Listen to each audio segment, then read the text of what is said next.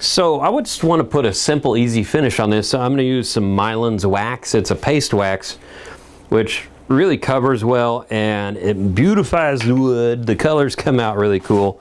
I'm going to try to put as much of this on ahead of time because I don't want to get it splattered too much. What are you doing way back there, Brian? Never trust me anymore. Okay, we're going to turn this on. Nice fast speed. We're going to let the heat melt the wax into the wood and poof!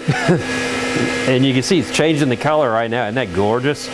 The only problem is with all these little beads, there's all those little gaps in there I got to get rid of. So, oh, if you notice, I've switched over to the blue paper towels, the shop towels. I used to use like Bounty and stuff like that. I thought shop towels were a lot tougher. And they kind of hold up, but the cool thing about them is that they're also softer fibers.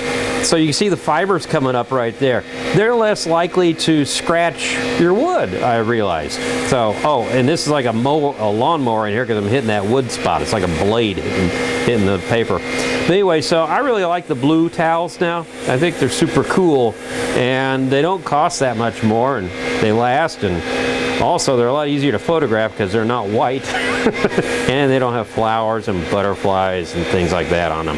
Anyway, and they tear away, so they're also still safe, just like regular paper towels.